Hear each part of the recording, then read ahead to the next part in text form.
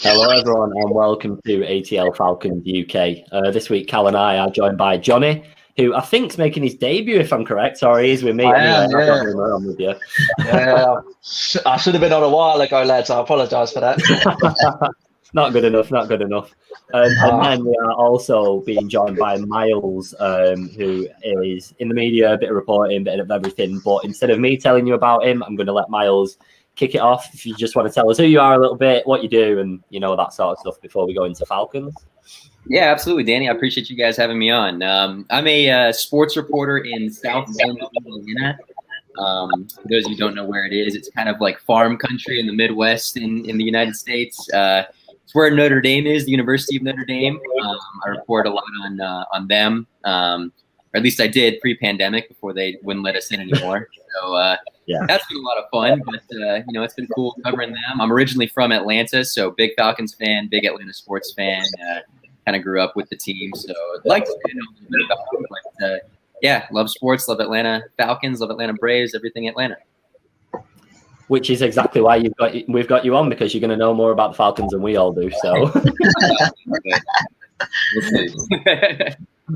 definitely. So obviously, getting on to the Falcons, I'm going to start with basically we did a show last week, and as soon as the show ended, obviously Matt Ryan's contract got restructured, etc. So I want to take what's your opinion on it, and what's everyone's opinion on it, really, because obviously we've not spoken about it yet. Sure, absolutely. I mean, my opinion on it, I am first of all, something you need to know about me, I am a huge supporter of Matt Ryan, and I think Falcons have never given him his fair due. He's the greatest Falcons quarterback of all time, and it isn't even close. Regardless, I think that this is the right move for the Falcons. They have zero cap space right now. They absolutely need to restructure something, even though they've done it a million times with him, with Julio, all the top-heavy contracts that Dimitrov handed out in the past. But regardless, it's a move I think needed to happen. And another thing, I think this shows clearly that the team is dedicated to him for at least the next 2 years, because it's going to be a lot harder to get rid of him. So I think all that talk about quarterback drafting, going after Deshaun Watson, all that other stuff, I think that's out the window now. Yeah, I mean, I think Deshaun Watson was a bit of a stretch, even at the best of times. Even for a team that had cap space, it was a stretch. But I mean, let us dream, lads. Let us dream. Is it a dream though? I don't know. I don't know if I'd want someone that's our own again. And I know there's ties, but I'd rather take. I mean, I'm happy with Matt. I'm the same as you, Miles. Matt is my guy. But if we were going to take someone, I'd want them from day one, not like partway into the career, I think. Yeah, absolutely. But go on, Johnny, because are you not on the same side as us on this debate? No, I actually am. I was surprised we restructured Ryan's contract. I thought we'd go for extending or restructuring Grady Jarrett and then Deion Jones to free up cap space that way. But no, it's a good move. If it saves us more cap space, what was the saving? I mean, it's kicked the can down the road a little bit. But it reduces it this year. We can hopefully bring some more fringer players in. So anything that produces cap at this point in time, if I'm totally honest. Absolutely. Yeah, definitely. I think. Sorry, Danny. I think one of the things that I see, because the cap space confuses the hell out of me, and I think it confuses Danny as well. So new to it, so many numbers. But I think I read that even if they wanted to cut him next year after June, it would only be 7 million extra than what it was anyway. So, and I think the cap space next year will be a lot higher, especially with this massive deal that came in. So I think a lot of fans looking at it like, that's it. I'm on the board with keep Matt Ryan for the next couple of years, and if he smashes it this year, then there's no reason obviously not to. But if they still wanted to cut him next year after June, it's only an extra 7 million, and I think the cap space will be a lot more next year anyway. So yeah, that's true. It does scare me a little bit. I know. Even if that does happen, but it still scares me a little bit. Keep pushing it down the road, because, like you said earlier on, Miles, we've probably restructured him about 157,000 times now. So there's only so many times you've got to pay up one day, haven't you? Regardless, you're still paying up. So yeah, you do. And I also think though that the Falcons' strategy right now is a little bit similar to what the Patriots did this past season, because Tom Brady leaves. You have all those guys opting out. They didn't spend anything on free agency last year. No. And look at what they're doing this year. They've signed everybody under the sun. It looks like they're going to be a little bit more competitive than they were last season with all the new signings and all the tight ends they signed, Hunter Henry, all those guys. So I think this year, I mean, again, it's pretty much impossible for the Falcons to sign anyone of note at this point, which I don't think is necessarily a horrible thing. This is a team I think needs to get younger, needs to get rebuilt in the draft. I think Terry Fontenot is a good guy to do that. Again, we'll probably get in a little more as far as the draft is concerned a little bit later, but as far as free agency is concerned, maybe some cheap veterans, which they've already done a little bit. They've signed a couple guys, the tight ends, I think a safety, I forgot his name. They signed Copeland. Yes. Outside linebacker, wasn't it? Yes. So I love that signing, just getting cheaper, getting experience, and getting some young guys because we need a lot of picks, that's for sure. Yeah.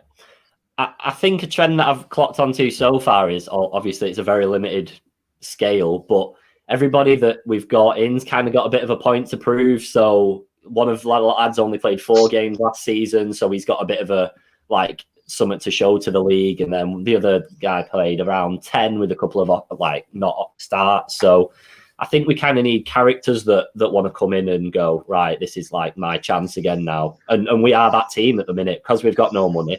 We're not going to get the world beaters and everything like that, but we can still get people with heart that care enough and just want to play for the team. And that's the main thing, really. These guys want to stay in the league, so they're willing to take smaller contracts just to be given that opportunity to do so.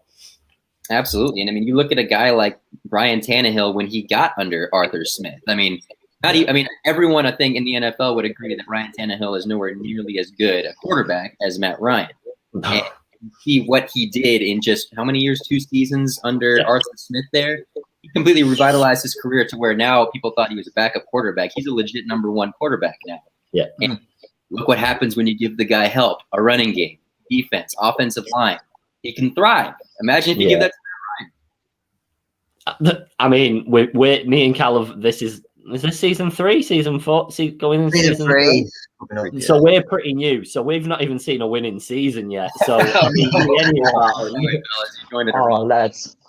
we've been bad luck to the Falcons. So yeah, if we have an offensive line, that'd be a great start because we've not seen one of those yet either. I mean, it was okay at times last year, but at the end of the day, he's still been sacked over 40 times for the last 3 seasons straight. So it's still not good enough. So you guys joined right after 28-3. Yeah. Oh yeah, we wasn't fans then, so we have no idea even what happened on that day. and you still picked us. I didn't actually know. We were so random. We did like online quizzes and all that shiz. You willingly picked this team, man. No association. There's one other teams to pick from, but we still ended up with the Falcons. Bravo, fellas. No, it's got to be still better than the Jets. It's definitely better than the Jets. Could be worse. Oh, the poor Jets.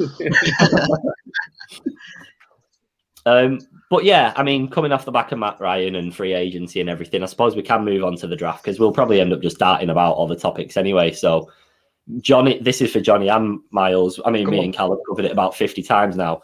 Are you picking at 4 or are you trading down? Because it's so split for me from what I've seen.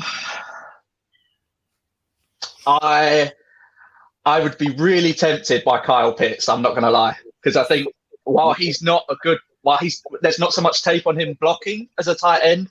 I think look at Arthur Smith with his tight ends. He was like 4th in utilizing them in terms of the entire league. Bill Belichick works that way. I'm not saying we've got Bill Belichick, but he uses 2 tight end sets. Yeah. Gronk and Aaron Hernandez. Do you remember that partnership? That was an incredible partnership. I know Aaron Hernandez. I know. I won't say that much about him, but he was a good player on the field. But you think if we have the more the blocking tight end with Wilson coming in, and we even have Stocker still on our roster as I speak, I would imagine one of those 2 gets cut. We have Hayden Hurst, decent year last year, traded for a 2nd round pick. I think he can take a step forward this year. This year's his contract year. He needs his 5th year option picking up. He'll want an extension. I think he likes being here. I think we could really use him being here. I think adding Kyle Pitts into that, my God, that could be fantastic. You could look at the speed the guy. I mean, he's 6'5". 6'5" at tight end, and he plays like a receiver. And you add that into a recovered Julio, fingers crossed. That's a big. A Calvin Ridley. That is a big one. That is a big one. A recovered a Calvin Ridley coming off of a career year. Hopefully a new running back. Fingers crossed for Harris or I can't remember the other fella's name. Javonte Williams, I think it is. Travis Etienne. Travis Etienne. Yeah, any of them three at the top of the second round, I'd be more than happy with. I think if we can start adding to that and have that sort of like core, I think this team could take some strides no matter how the defense plays. I mean, I know at the end of the day, defense is important. Just outscore everyone. Just outscore. We'll just score. Just keep scoring. Johnny, I'd have to agree with you to a certain extent. So Kyle Pitts, Terry Fontenot has come out and said that the strategy will be draft the best player available. Yeah. Kyle Pitts could be that guy. Let's be honest. He's an argument that he is the best offensive player in this draft, but that isn't Trevor Lawrence. So with that in mind, my opinion of this is if you're going to take Pitts, you trade down because some team is going to be quarterback starved. Again, if Pitts goes in the top 5, I will legitimately be surprised. Yeah. But regardless, I think the only way you can justify taking a guy like Kyle Pitts with all the needs that the Falcons have, you need more picks. So if we are able to trade down to say 7, 8, that range perhaps, I would be 100% okay with taking a guy like Kyle Pitts for as long as that means in the late in the first round, we can get a defensive player. You know, maybe Micah Parsons falls a little bit lower because I was a big fan of getting a guy like Micah Parsons because they have needs at linebacker, at cornerback, pretty much everywhere on defense. They need some help. Offense, you know, we have a little bit of that Dimitrov syndrome of taking that best offensive toy, you know, whether that's Calvin Ridley trading the farm for Julio Jones, all that kind of stuff. Yeah. So if we can get, I think, 2 first-round picks out of trading out of the 4th rounds or the 4th overall pick potentially, I'm 100% cool with that. Draft Kyle Pitts at 8 or 7, maybe get another defensive player late in the first round, and hey, maybe you get a guy like Najee Harris top of the 2nd round. That's a perfect. Yeah, that's true. Yeah. It's an interesting. Go on, Johnny. Go on. Sorry, Danny. I have a hypothetical for you then, Miles. So 8 is Carolina currently. Yep. They offer up the farm to jump up to 4. So that's their 8th. That's their first round pick this year. Say their 2nd round pick and their 1st or 2nd next year. Okay. Are you doing that deal? Oh, absolutely. Yeah, you're trading the division rival. Oh, yeah, because they're going for a quarterback. They're not going for anybody else. If they're trading the farm to get up to 4, they're going after a Justin Fields. They're going after a Trey Lance. I doubt they'll go after a Mac Jones, maybe. But I think one of those 2 guys are the types they're going, unless Zach Wilson falls. But I don't see Carolina, or any team really for that matter, trading the farm that high to go after a player that isn't a quarterback. And that's a team that needs a quarterback at this point.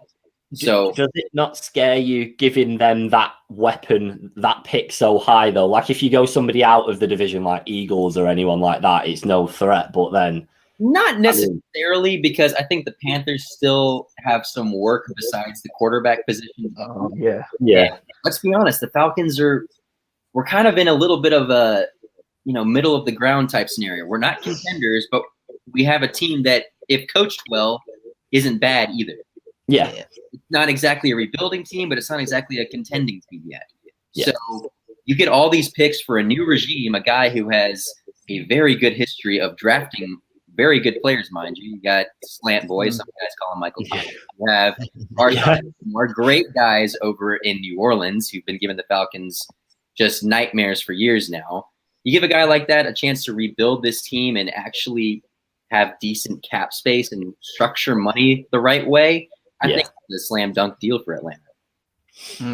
I'd take that. Just going back to Pitts a little bit, it's an interesting one because just before the show, me and Cal were talking about it just to clue ourselves up a little bit. And I said, I'm not against, well, we both kind of said similar things. It's kind of it'd be an exciting acquisition, but I'm also a little bit cautious about overloading on positions when we've still got so many holes to plug to start with.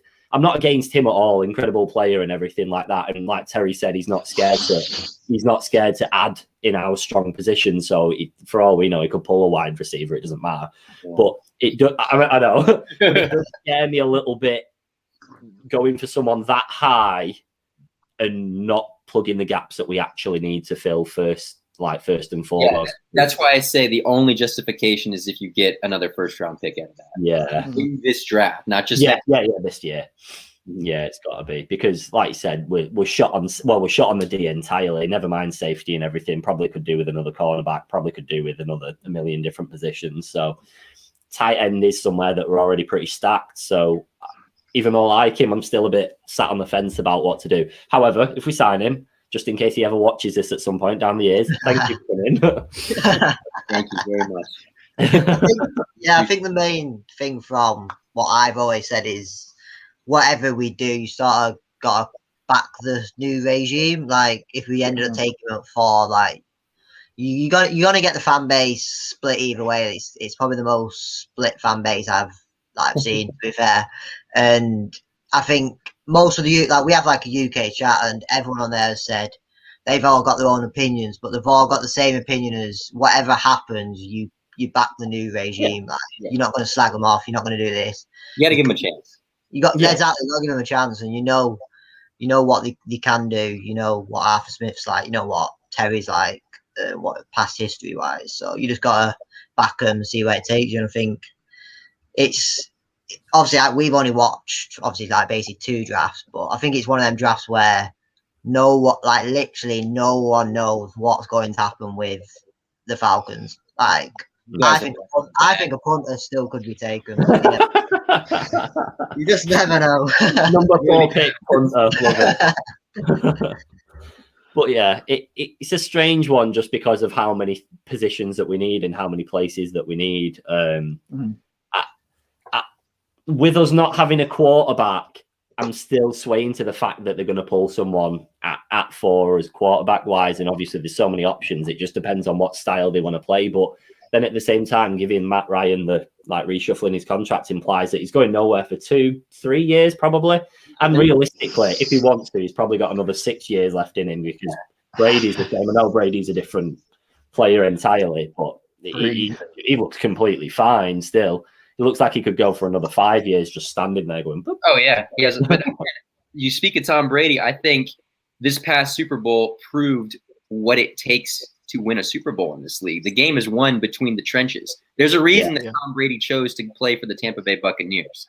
Yeah. He had a first-round offensive tackle taken. There was another offensive lineman signed. Great defense that he picked up on. Matt Ryan has never in his entire career in Atlanta had a top 10 defense. Ever. Never happened.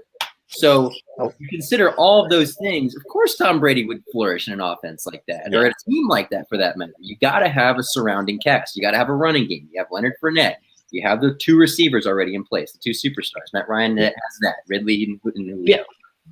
You got to have something between the trenches, because look at Patrick Mahomes, the best quarterback in all of football. He loses 2 offensive linemen. He can't do anything during the Super Bowl. No. You're not going to do anything without trenches. Definitely. Going on to coming on from that with obviously the O-line, what's your opinions on taking Sewell at 4? Because I think if we don't take him at 4, I think Bengals they're snapping him up straight away. So one of them where are there Bengals 5th as well? So it's like it's weird. Could you even do a trade with them even for 1 space and still get just so they're guaranteed to get him if we didn't want it? John, you want to take this one? I can do. I mean, it's happened before that teams have traded up 1 spot. Yeah. So if they really felt that we were a threat, or that a team was trying to jump them, say, I don't know, I'm not sure who needs an offensive tackle that low, that high up. Maybe the Eagles. There's an argument the Dolphins too. Yeah. Well, they're at 3 though, aren't they? They could take him at 3 in front of us. That's high. So that is high. Without interrupting you real quick, Johnny, I think that I think it's a tricky spot, because the Dolphins are at 3, the Bengals are at 5. Both of them have the same 2 needs. They need a receiver. They need offensive line help. Yeah. So that kind of narrows those picks down to a Jamar Chase, Penei Sewell, those types of players, maybe Devontae Smith. So who knows what you could get there? Yeah. It's weird because legitimately the third and fourth pick could be traded out of, and the Bengals could trade up into either one of those spots if they really wanted to trade and thought that either one of those teams would take Sewell. I personally think the Dolphins will go Jamar Chase. I think they need to give Tua more weapons. I know they're not necessarily sold on him, but I think they just need to give the guy at least another year. At least another year. He deserves that. For sure.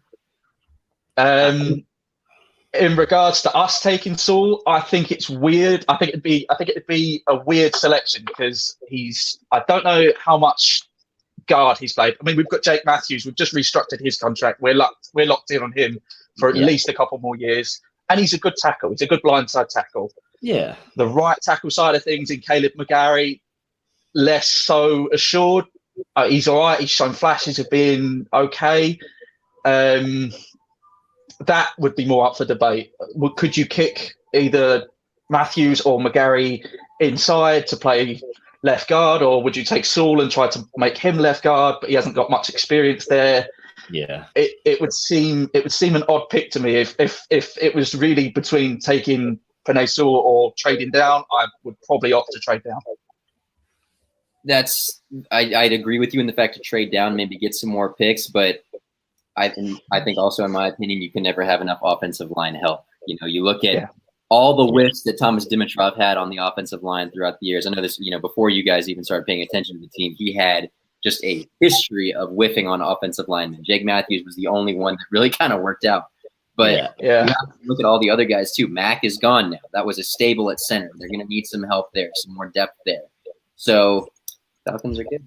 It can be on the day. I think that's another. Yeah, carry on. I was just gonna. I was gonna pull up. I was gonna tag out by saying that maybe they, you could take one a little bit later in the draft too. It's relatively. Yeah. I've got a stat from. Sorry, Johnny. Just a stat from Matthews. I think he only allowed 3 sacks last year. He's obviously got a Pro Bowl in 18 and 19, so it's like. A lot of people, you don't want to move him from his position. He's one person you don't want to move. He's obviously he's one of the best we have in his position. So it's one, if you are taking Sewell, you are moving someone out of position. So, and then that line is quite, apart from Matthews, that would be quite a young line, especially with Hennessy, who's, I don't know how many snaps he got last year. He played the last couple of games, maybe. And I think, I don't think they are sold on him, so I do think we'll bring a free agency in of centre maybe, but it's one of them where it's just one of them. We could do with a 68 million cap space that the Patriots had free agency. Next. I don't even know. I know you mentioned it earlier slightly, Miles, but I have no idea how you even get into that scenario. Like, I can't imagine us in that scenario for years down the line yet. It's going to take Terry a hell of a lot of work to get anywhere near that. I think especially when Jones sort of comes to his end of his contract, even if he ended up staying and accepted lower, that's the time Ridley's then going to be hitting a massive contract after that as well. So obviously, which is great. We could sign Ridley for a 10-year contract for all I like it. We obviously need him on the books. Just back on the O-line a sec. We've got a question in the comments for anyone that wants to take that one, if you've got a take on it. Yeah, I mean, he's shown potential. I'm not going to lie. I mean, based on what I saw last year, he's shown potential. But am I completely sold on him to be the starter there? Absolutely not. I mean, I did not see enough to where I'm like, yes, that's the guy I want to be protecting Matt Ryan's blind side. So, it's a little tricky, but I mean, hey, he could show something in the preseason. Maybe he's been working on some stuff. I mean, hey, maybe Arthur Smith's taking him under his wing a little bit. Maybe there's something that he's bringing out in him that we haven't seen yet. But as far as right now, at this moment in March, I have not seen it. Yeah, I'd echo that. Really, like you said, he's had sparks where he's looked pretty impressive and like some decent plays, but I think overall it's a bit of a reach for him at the moment in time. I'm not saying never, but based off last season alone, he's probably not quite at that level yet. Not to contribute to an O-line that's already struggling. You need a full, solid O-line. Yeah. I think one of the big signings in free agency is that the new tight end that we've actually signed, because he is, a lot of people say he's mainly a blocker, which is obviously what we need. We have Hurst who can catch the ball, and he runs like an absolute beast when he's actually got it. But let's be honest, I think it's one of them where we allowed so many sacks last year with the 5 we've got. Mac is leaving, or Mac's gone. That's the end of that. You are bringing Hennessy in, so the way it changes is you need sort of each player to improve under Smith, or you do improve the O-line. It's sort of one of them, like they have to improve, whether it's them improving themselves or we sign someone else. Yeah. Without a doubt. You were talking about Lee Smith, I presume, then. His name just... yeah. A lot of people are complaining about that, and I'm thinking, well, let's be honest, Matt Ryan got sacked so many times, so more covering blockage. And there's only so many of those. There's only so many hits that a 35 to 36-year-old quarterback can keep taking. He's been doing it for over 10 years. Yeah, exactly. Anymore with his body aging like that. Definitely. It's like going back to Brady for one sec. He's 43, but he's not been hit as many times. That's why he's still playing when he's 43. Still playing, yeah. Yeah, madness. That and he eats avocado ice cream or whatever that is. Whatever keeps him up. I don't know. Exactly. Just out of curiosity, if we were to take a quarterback high, which I don't see us taking at 4 now, but we'll still take one at some point because we've got no one on board. Is there anyone that you would take, even if it's not at 4, just anywhere lower down the draft? In regards to, okay, I think I've made it clear. I don't agree with the team, with them picking a quarterback in the first round or even second or third round for that matter. A guy that, I guess I show some bias towards because I've covered him and I think would be perfect for where the Falcons could take a quarterback, Ian Book from Notre Dame. He's a winner. He's a bit undersized, but could develop a little bit. He just wins games. He's always won. He's Notre Dame's all-time winningest quarterback here, and no one's really ever given him the attention for that. Notre Dame's been one of the most prestigious programs ever in college football, and he's won more games than Joe Montana, than any of the quarterbacks that have come through this school. He's very smart, very intelligent. Reminds me a lot of Matt Ryan, honestly, with the way he is. Very smart. He doesn't get in trouble, any of that stuff. So as far as a developmental guy, because, man, they need some help behind Matt Ryan, because if he goes down, Lord knows what this team is going to be. It'll be Russell Gage with quarterback, won't it, with the throws that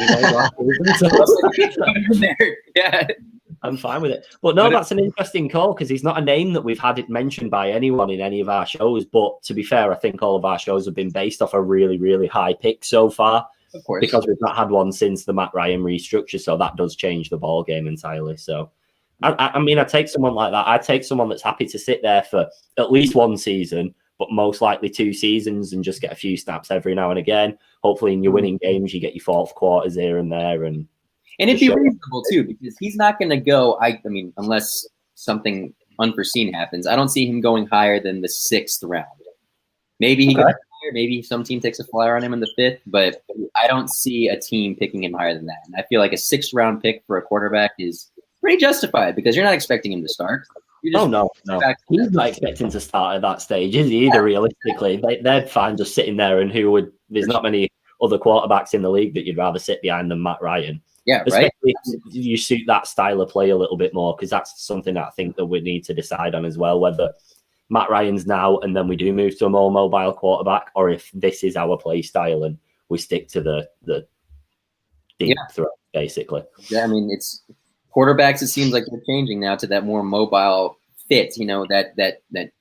That Trey Lance type, that Justin Fields type. Those quarterbacks that can sort of do it all. You don't really see those classic pocket. Mac Jones is one of them. He's the pocket passer, and everyone's like, I don't know about him. But he does the job though, doesn't he? He does the job. Yeah, he wins. He does the job. He makes accurate throws. He's got an arm. What's up? Like going to Lamar Jackson, like basically a running back half the time anyway. But he's never gonna get to 35 and be in the NFL if he doesn't change his play. There's literally no way he's gonna do it.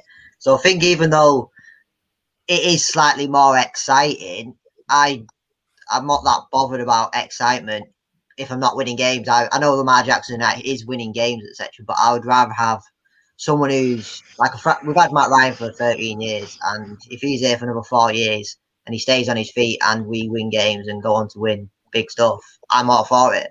When you have a quarterback that's so mobile that is getting hit a lot, etc., the career is short, and it's like a running back. Like you have one contract and that's it.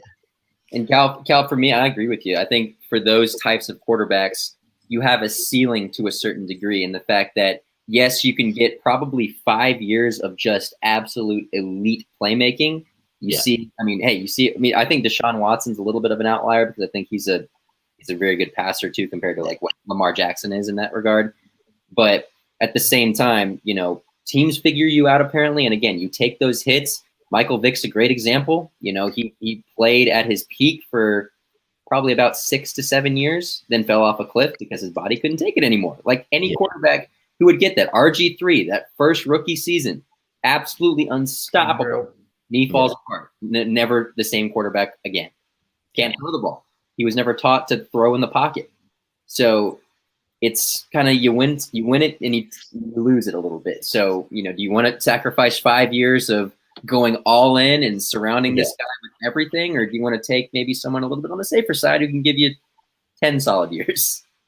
I think as obviously a pretty new fan as well, how we view the game is probably a little bit different to everyone else. But I do completely understand the lure of a mobile quarterback because they get you off your seat more.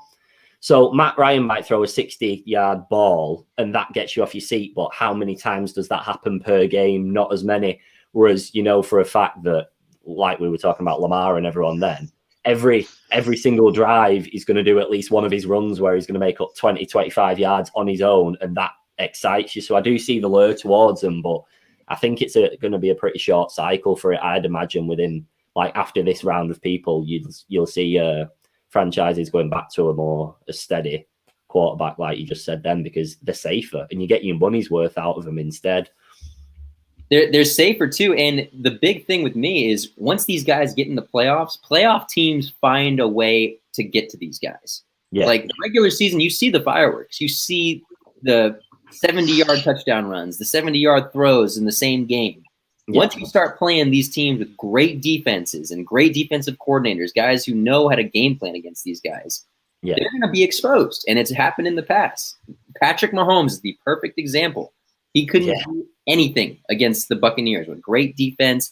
Granted, I do think he's better than Lamar Jackson, but at the same time, these guys can get exposed very quickly, you know, after the regular season when the fireworks are over. Yeah.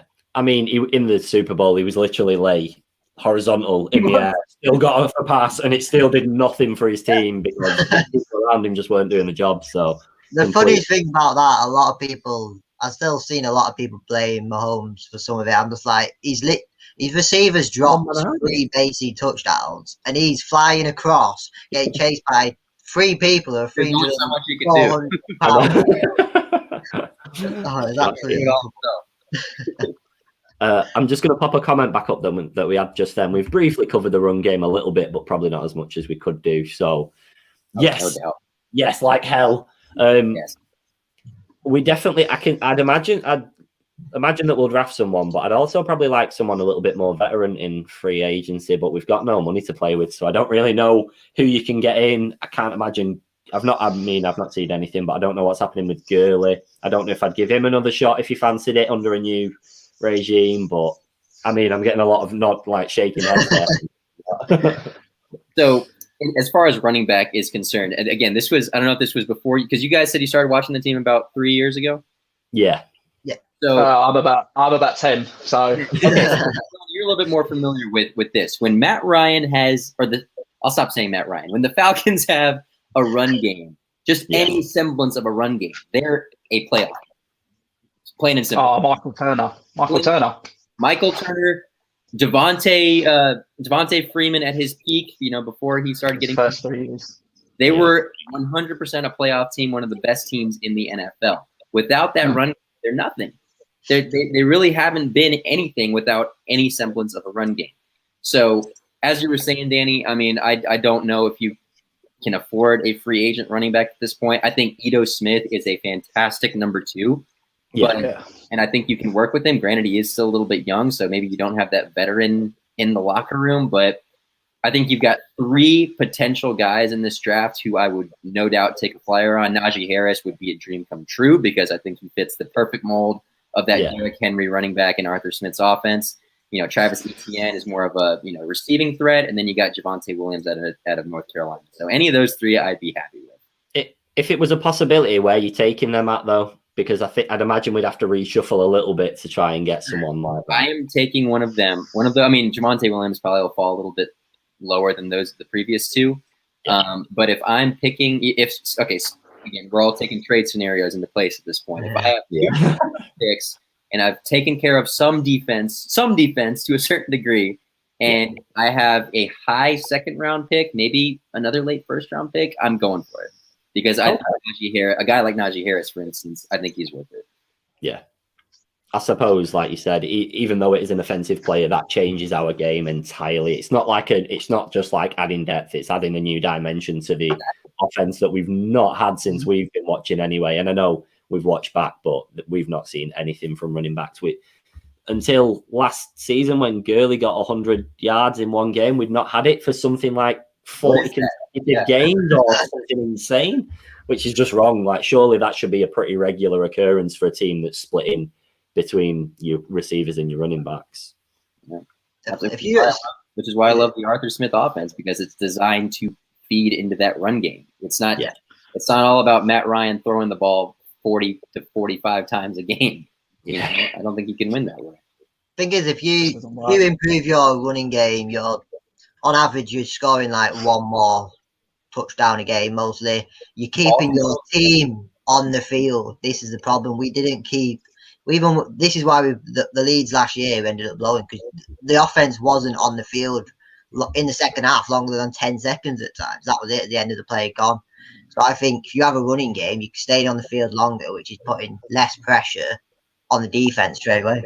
Yeah, we know we can score points. We know that Matt Ryan can score points. There's no issue with that. Yeah. We have Ridley, we have Julio, we have Hurst. I'm pretty sure we'll probably draft someone else who'll come in. Honourable mention to Gage as well, because he outperformed Gage as well, last year. Definitely, he gets 700, 600 yards, and happens to be similar this year. He's a number 2 receiver on a lot of other teams. Yeah, absolutely.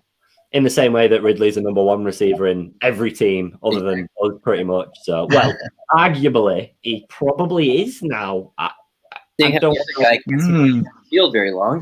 I know, well, yeah. But Gage again last year, I mean, like you said then, Carl, got quite a few touchdowns, decent amount of yards, and should have actually thrown for 2 touchdowns, because if I remember rightly, Julio Jones dropped one. Absolute sitter. He just went straight through his hands. So. But we would have, if he scored that one, we wouldn't have been at 4th. So just think about the 4th position. Exactly. That's why he was thinking about the team, fellas. He was thinking about the team. It's like Koo off. Koo knew what he was doing against the Chiefs. Exactly. We just needed that ball. We needed it. And Todd Gurley against the Lions. Exactly. They were thinking about the bigger picture. Oh man, that was brutal. Oh no! Oh god! I don't even want to think back to that. I mean, the funniest part of that game was watching that. With the moment that happened, I was like, "It's over. We're gonna lose." Yeah, he's just gone. I don't care where they're gonna start at the 1 yard line. He's still gonna score a touchdown at the end of this. It's Matt Stafford. Yeah, it was one of the. I think I didn't end up watching it. I can't remember where it was. I'm glad you didn't. I had it on my phone. I couldn't get it up for whatever reason. And even when we scored the touchdown, I was just like, you blame Gurley for scoring it because he shouldn't have. Like, his mind just went, oh shit, like I need to drop back, but he did. But you've got the 100% is still the defense. You can't let that happen. I don't care. even if Matt Stafford, you still. It's also still the Lions too. Like we're playing the Chiefs here at this point. If it was the Chiefs, you'd be like, fair enough, it's Mahomes. This is the Lions. So I don't know if you guys saw the mic'd up segment there. Matt Ryan was mic'd up on that drive. Oh, in the huddle, he's literally telling Gurley, "Don't score." We posted that video, and it got. I think it got over 1 million views on Twitter, which is absolutely insane. But the second I saw that, because we watched it in the evening, and I woke up to that video on my timeline in the morning, and honestly, I nearly threw up. I was like, I don't want to be here anymore. I just don't want to do it anymore. Like, at that point, I was like, I could just change team right now. There's nothing stopping me from changing team. That's arguably not even our worst loss to the Lions in the past 6 years. Oh, the one in UK. One in the UK. I went with a Lions fan to that game, who's one of my best mates. And I was giving him so much stick at halftime. I was texting him. I was just giving him abuse, left, right, and centre. And to lose in the way that we did, with them missing the field goal, getting a delay of game, going back 5 yards, kicking it again. I mean, it's Matt Brady. You don't give the guy 2 shots. And I walked out of that game with my head under my hood, just like, no, I'm not dealing with this today. To anyone. Jersey came off and everything. You didn't want to associate with it. I think that's the funny thing of last season. Even though with our Twitter account, we have a lot of UK fans of our teams, but rarely anyone took the piss. And I think it's because everyone felt so sorry for us. It was just like, we can't even take the piss now. Like, you've done it enough times. Just like, it's fine. So bad. Just to switch a little bit more positivity, because we'd had no negativity until about 5 minutes ago, and we just slammed it. What is a good season for us next year? What would you? I mean, I'm talking wins and losses, and also outcome of season in general.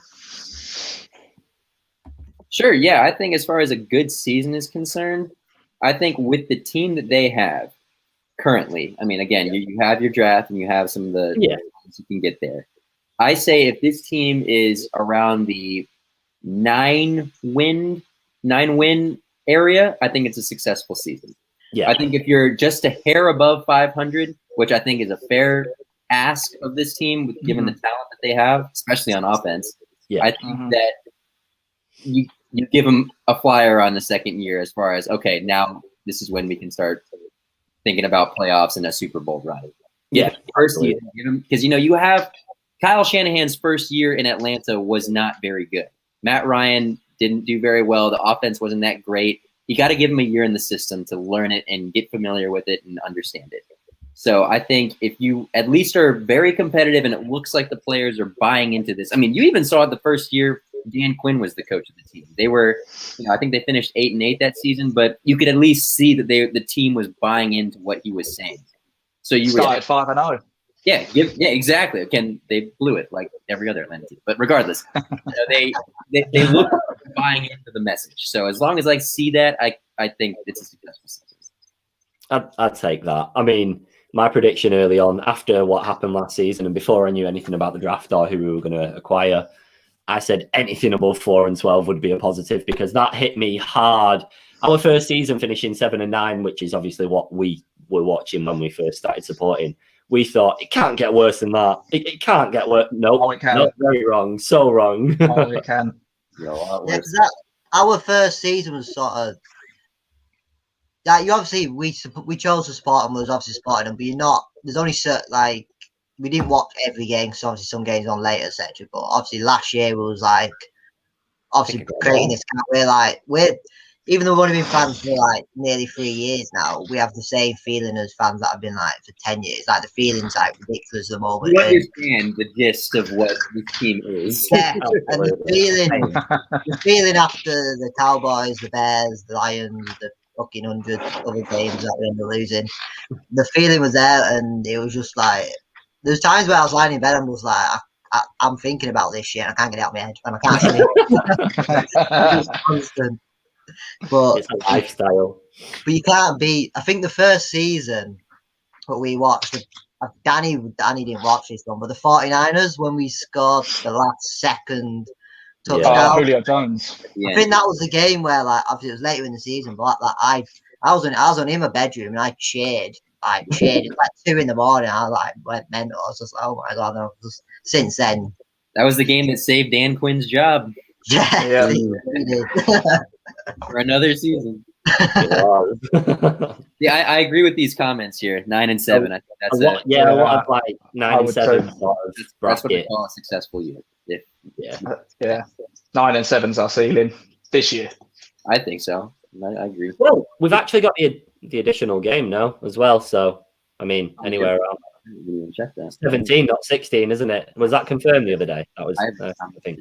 But yeah, so it's probably around anywhere around there. I take any sort of winning season because I'm yet to see one. So any winning seasons are positive. However, like you said, obviously the Bucs are going to realistically probably going to breeze it and not struggle at all. I mean, I don't see anyone in the NFC competing with them this year unless the Packers pull it out of the bag. Yeah. And then you've probably got the Saints that are going to have a bit of their own rebuild project going on. So if we can't compete with them, I'd be very, very disappointed because they're starting over the same as we were, basically. And then Panthers have got some good things going for them. They have got potential, but I think they're probably actually like a year ahead of where we are in the process. But we've got better players on paper, so we're not that far behind, if that makes sense. My biggest fear with the Panthers is they're in my opinion, I think, if I'm not quite sure with this whole what's going on with the Deshaun Watson allegations and if that changes anything with him. But yeah, in my opinion, the Panthers are the team that will end up getting him, in my opinion, because I don't see the Texans going into this season with him as quarterback. I don't. I think the damage has been done. I think everything has been. They keep saying we're not trading him, but I just don't see a scenario where he starts under center for them. How do you, well, regardless of what's going on, but how do you start an unhappy player full stop? You just won't. It depends on the person's mentality, but if he wants to leave that badly, he just won't play for you. I mean, he'll be on the field, but he won't give it his all because he won't want to get hit.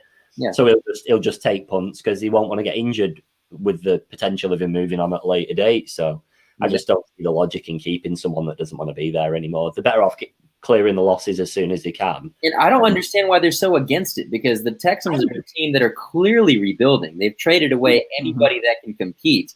You can get a king's ransom for Deshaun Watson. Why not do it? I know. You can get a shitload for him. You could have someone. Yeah, Stafford got 2 first-round picks. Imagine what Watson could get. Yeah, unbelievable.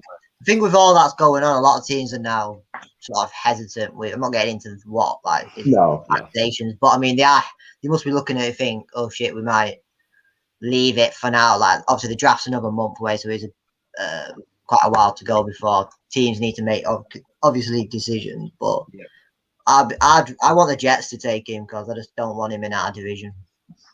Just don't want him. Anyone else, just give him somewhere else, but not us. No. Division either, that's for sure. Well, I've got a question. Would you take 8-8 or even 7-9 if you beat the Saints twice? We asked that one, didn't we? Yeah. Well, given how I think the Saints should finish last in the division this year, barring any unforeseen circumstance that is coming, I fully expect the Falcons to beat them twice. I'm sorry. If we lose Taysom Hill twice again this season, then there's some problems. Yeah, I agree. Smith out at that point. Smith out already. 1 week in. You got to beat Taysom Hill. Come on. It was rough. The most important thing for next year is especially last year, we only 8 games we lost. We lost by 1 score. So we were the best 4-12 team of all time. And I think next year we have to take even with the losses again. If we go 9-8 or what, if it is 17 games, them 8 games, if you're still competitive in every loss, then there's progression still. But if you then end up getting, because I think me and Danny have obviously we've only watched 2 years, but we've not seen us get battered apart from the Texans game. the year before. We've never conceded. We've conceded a lot, but we've obviously scored a lot in every game. So if we take that in, if we finish 8-8, but in them 8 losses, we are not blowing leads, but at least competitive in everything. Yeah, I think that'll be a positive season. Like, you see the defense improving, even if the close games like 21-18, like even we're not scoring as much, but the defense is holding up, then it is positives for me. Yeah, I agree with that. Yeah. We need to be more stable all over the field, don't we? That's what we've not had. We've had like offense performing, and then the defense has been terrible. And then the 1 week that the defense actually had a good game, the offense couldn't score for anything. So we just need to find that like balance in the middle. And like Cal mentioned earlier, make sure that each side of the team is not rushing the others back on the field after a minute, which happened on so many occasions. Literally, how many times did we not even get a first down? Like, it got to the point where it was almost just sad to watch, because you just know it was coming. It was about to happen. Like, the defense was gassed. Like, you get first down. I'm like, okay, well, we know they're going to score now, so defense can't stop them. But I think it's we say this every time, but it's a mentality thing with the blowing leads, all that, because you go from like the Bucks game, which was the third to last game, I think it was, we was battering them. But then the second half, the defense literally, obviously, it collapsed, but it collapses in. They scored on every drive, every drive. So it wasn't even like we stopped them a couple of times. They ended up scoring like every drive. So how can you go from stopping them every drive to then not stopping them for one drive in the second half? And I think it is a mentality thing, as in, obviously, it's also them as themselves, like, not all are great players, and I think Dean Pease will absolutely shoot him into gear this year, whatever players he has. I think he's a massive benefit for getting him. Massive. I think he's going to be massive this year. Yeah. That's one thing we've not covered, Miles and Johnny. What are your takes on all the new coaches and things like that? I mean, obviously, we've had them ages now, but I know we've not seen much of them, but any opinions on anyone? Yeah, I mean, Arthur Smith was, I mean, if we're talking the head hunt, are we talking to all coaches or just? Work your way to whoever you want. I'm not bothered. I mean, I will say, going to be frank with you, when they hired Arthur Smith, I was like, who? Like, I mean, at first I was like, the Titans guy? Like, I don't know a whole lot about him. Like, let me look into him. Like, I mean, I was all aboard the Eric Bieniemy train. Like, I was like, oh, why are we getting him? He's the hottest coordinator on the market. Why not get him? But again, you also look at the history of Chiefs coordinators and Andy Reid disciples haven't done that great in the NFL, so maybe it was a good decision. But regardless, all that I've looked into Arthur Smith now, letting it digest, not going after the sexy, coach pick now, I love the pick. I love the choice for a head coach. He's worked his way up, from absolutely nothing what he was. I mean, hell, if you can make the Titans and Ryan Tannehill a competitive playoff team, you deserve it. I'm all aboard it. Oh, yeah. If you can make Ryan Tannehill look that good, then I'm all for it. So as far as I'm for it. But Dean Pease, I'm going to be honest, I don't know too much about him. And I feel like defense is a little bit more of a wild card when you're seeing what to expect given the players and the teams you're playing against in the division. So I'm not sure about him yet. I think I'll have to wait and see what he does this season. Yeah. Go on, Johnny. Yeah, no, I agree entirely with Miles. I mean, Arthur Smith was, I think the Titans were, if you can take the Titans to, what were they, I think, 4th in scoring last year, 5th in scoring. This is the Titans. I mean, no disrespect to them, but it's crazy for a team like that to see. It's Ryan Tannehill at quarterback. I mean, Derrick Henry wasn't that good under Matt LaFleur before Arthur Smith came in. Yeah. He wasn't having these 99-yard runs and, 100, 200, 2,000-yard seasons. Another coordinator the Falcons let go, mind you, but continue. Yeah. And since leaving the Titans has done really well with the Packers. So fingers crossed for Arthur Smith doing the same here. Yeah. But Dean Pease, I agree, he's an interesting one. As Miles said, a little bit more of a wild card. Yeah. He did really well in Baltimore. He was there for that Ray Lewis, Terrell Suggs, Ed Reed period where, you've got those 3 guys as your spine of your defense. I mean, you could have you can have Joe Flacco on offense and win a Super Bowl. I mean, that was that good. I think, I agree that it's a bit more interesting. I think that's the side that if we're going to address anywhere that's left of free agency, that's where we will go. I know we brought in Brandon Copeland for the outside linebacker spot to compete with either Michael Walker or Foyer Luakon. I think his primary role will be run stopping, maybe a few rushing, maybe a few passer rushes. But I think we could see some real improvement there if he gets the guys that he's obviously telling Terry Fontenot and Arthur Smith that he wants. And let's not get this mixed up. They will have him, and maybe to a lesser extent on the offensive side, Dave Ragone. They'll have an input into what we want in the draft, especially at 4. Yeah. But I think the defense, with a little bit of tweaking, I think we could see some real improvement. It can't get much worse than last year. Can't get worse. Very true, very true. And even if the defense didn't improve, but the offense does, then we will be closer to outscoring teams because we, like you said, we were within one score for about 10 of the games. So at least it's 10 more games that are finishing even closer than they were before.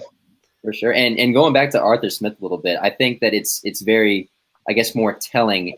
And it's another reason why I like the hire a lot more is, when you go back to why the Falcons hired a guy like Dan Quinn, they hired him for the Legion of Boom defense in Seattle. Look at the talent he was working with. He had Richard Sherman, he had Cam Chancellor, all these absolute worldly players that, rank as one of the best defenses of all time. Yeah. Never gave Atlanta a top 10 defense. You look at Eric Bieniemy, what he's working with in Kansas City, the best quarterback in the league, one of the best wide receivers in the league, best offenses in the league. Look at all the talent he has. Then you look at Arthur Smith's talent and what he had to work with. I like the fact of maximizing what you have instead of, okay, you already got a great team. You got the keys to the Cadillac. You're not crashing. No. That's all I'm saying. I think that's a big reason why I like that. Yeah. I don't have too many more points for the show unless anyone else does, but I'm loving how positive we've been, apart from the 5 minutes where we had a bit of a wobble. But we're never this positive. A bit of negativity in there too. I know. We got too much negativity for this team. We gotta talk positive somehow. This is why we were talking last season too much. Like, usually we ask our guests about last season, but we thought we're that far past it now. It's not even worth going back to. It's done. It's over. We sucked, but we're not going to do this season coming up. So that's why we thought cover draft, cover the coach and everything.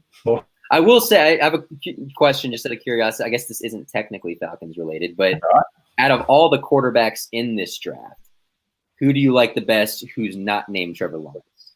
Because, come on. This depends on what you want to watch, because I've still got a little bit of a lure for Fields. I do too. I like him a lot. I don't quite know if it's just him, or I can't put my finger on it, but it's just him over everyone else. Not massively. Not like I wouldn't be disappointed if we got someone else, but there's just something about him that draws me in a little bit more. And obviously the picture of him at the Falcons stadium 5 years ago probably contributed a little bit as well. So that helped. But yeah, I'd go Fields if we did choose high. Not that I think we will anymore. I'm similar to Danny. I'd probably go Fields. Like I've not watched them all a lot, because not really watched college football, but the highlights I've seen, I'd probably go with Fields. I think Lance is looking very, very good in his. Yeah. But I think it's just the year. I know because he didn't play last year.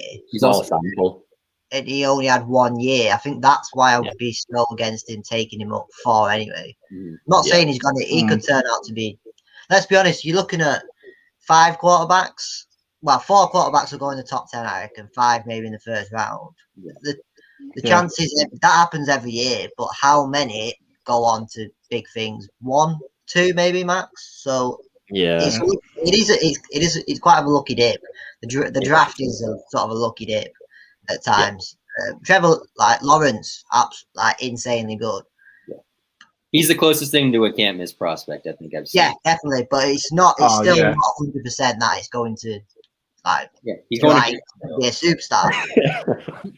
You never know, but if we had to take off, we was going to, it would be Fields. Yeah, everyone's Fields in the comments as well. Look at Dwayne's picture. So exactly. I mean, it gives a bit of a hint away, doesn't it? A little bit. Yeah. But yeah, I think he'd be the shout. However, I'm going to trust your instincts now, and I'm going to go with your Notre Dame man. I'm going to go with him. I'll take that. All right, I love it. I'll take it. I'll do my research on him because, like I said, I don't know a great deal about him, but I'll have a look into him, and I will champion him until he's on our team. I love it, Danny. That works. Love it. But yeah, unless anyone's got anything else, I think we'll wrap the show up. It's been like an hour, so that's our ballpark generally. Johnny, thank you for making your debut. It's been fun to finally get you on. Cheers for having me on, that. All right. And Miles, again, thank you for joining us. Like I said, it's been good to get different views and definitely a bit more of a media side of stuff than just us just hoping that we do all right all the time. So it's been good.